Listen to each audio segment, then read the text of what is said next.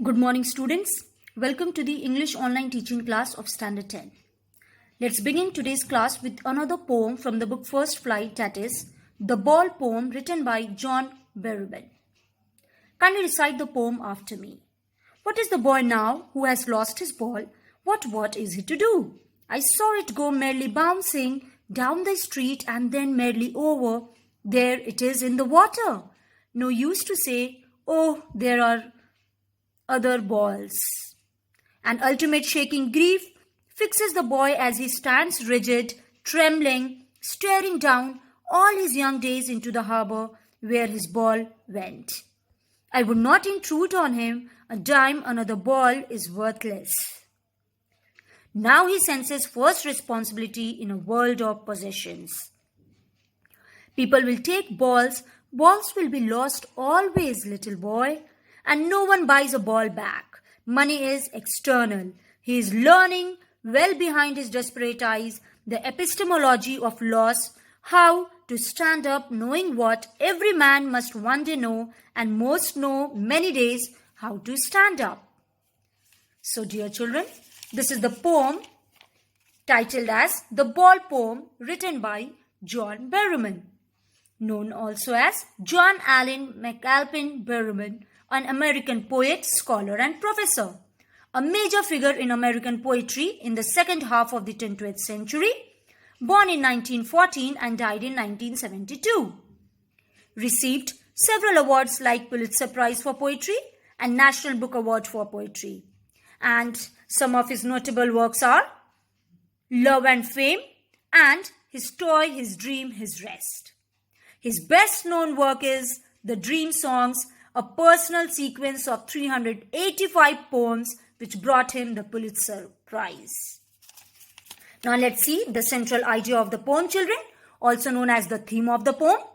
The poet John Berryman in the poem describes the grief of a boy over the loss of his ball. With that loss, he senses his first responsibility in a materialistic world, where those whom you love and your worldly possessions will not be with you forever. The poem shows how all through your life you will be forced to do things that you don't want to do, and you will lose things you love. But despite this, you have to learn to stand up, to be strong and get on with your life. Now let's see the tone of the poem. The tone of this poem is somber and sad. The way in which the poet describes the boy's feelings upon losing the ball makes us feel great sympathy for the boy. Even more than that, we can all relate to the experience that the boy is going through.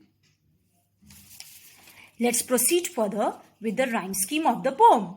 Children, there is no rhyme scheme followed in this poem, and the setting of the poem is near the harbor, where the goods are loaded and sometimes unloaded. Now, title of the poem. The question may come as the justification of the title of the poem, children. So you should know that the Ball poem is a very beautiful poem about a little boy's growing up. The boy lost his ball, and the loss of his ball is teaching him that in life we often lose things and they cannot be easily replaced. Such lessons are a part of growing up, and everyone has to learn them at some point in time or the other. Now, let's begin the poem and the stanza-wise explanation. Let's begin with the very first stanza of the poem with its word meanings and the explanation. What is the boy now who has lost his ball? What is he to do? I saw it go merrily bouncing down the street and then merrily o'er.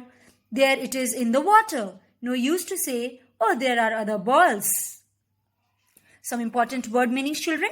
Merrily over here means happily, and the phrase, oh, there are other balls means the word suggests that the loss is not important enough to worry about. Now let's see the explanation. The poem is about a little boy. For the first time in his young life, he is learning what it is like to experience grief at the loss of a much loved possession. That is his ball. The ball is here symbolic of the sweet memories of his childhood. The boy loses his ball and watches it bouncing down the street into the water. To us, the loss of a ball is of minor consequence, But to the little boy, it was a valued possession. The poet here deters himself from saying that there are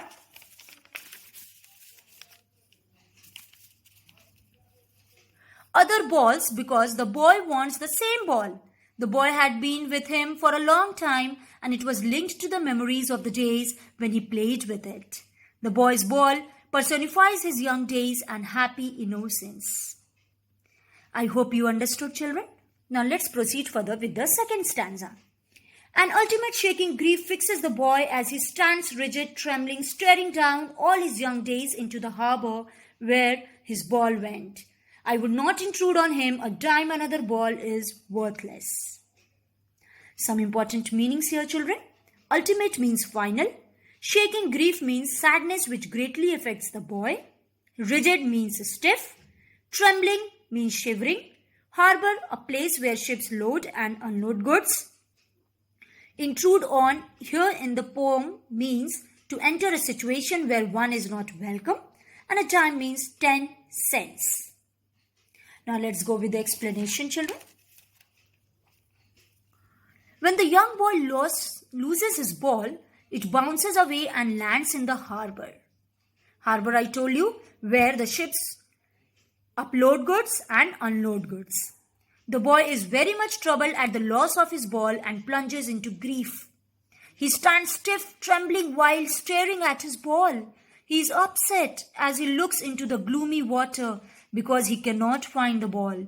The boy is deeply affected by the loss of his ball because it has been with him for a long time. When the ball bounces into the water, all his memories of the childhood days flashes in front of him. This leads to a realization that those moments would not come back. Just like the ball. Further, the poet doesn't offer him money to buy another ball because that would be worthless. Now, children, let's go with the third stanza. Now he senses first responsibility in a world of possessions. People will take balls. Balls will be lost always, little boy. And no one buys a ball back. Money is external. Let's see the word meanings, children. Possessions over here means something that is owned. And external means superficial. Now let's go with the explanation.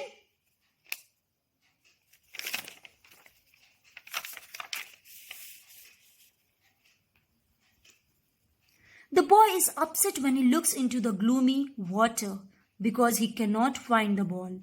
This is when he gets his first sense of responsibility. The poet suggests that from the loss of the ball, the boy is learning what it means to lose something in a world of possessions where he will lose things, will buy some more to replace the ones lost, but would never be able to buy back the thing that he had lost. In this poem, the boy's ball personifies his young days and happy innocence. Means he will never get those young days and happy innocence back. The poet thus makes the boy understand about his responsibility as the loss is immaterial. Money is external as it cannot buy memories. My dear children, external means superficial. Money is superficial as it cannot buy memories, nor can it replace the things that we love, the things that really matter. Now, let's go with the last stanza of the poem, that is stanza 4. He is learning well behind his desperate eyes the epistemology of loss, how to stand up, knowing what every man must one day know and most know many days how to stand up. Let's go with some important word meanings. Desperate over here means hopeless. Epistemology of loss means understanding the nature of loss, what it means to lose something. Epistemology, children, the Greek word episteme means knowledge. It comes from a word meaning to understand, to know. Epistemology is the study of the nature of knowledge itself. Let's go with the explanation. The poet suggests that from the loss of the ball, the boy is learning how to stand up in the world of possessions. The boy is learning what it means to lose something. The poet says that, knowing that every man has to stand up after such losses, the boy too will learn how to stand up and leave the losses behind as he would have understood the true meaning and nature of loss. So here I end with this explanation of the poem, children. Now let's see what is the moral of the poem. Means what exactly you understood from the poem. The message the poet conveys. Money is external. It cannot buy back our love nor replace the things that we love, the things that really matter. In this poem, the boy's ball personifies his young days and happy innocence. In this world, people will take balls just as they will take away our innocence and force us to grow up. Therefore, life is precious and should not be wasted. Life has to be lived, and life can be lived fruitfully only when we stand up and come out of depression. So this was part 1 of the video, children. In the second video, I will deal with the extra notes of this poem. Thank you.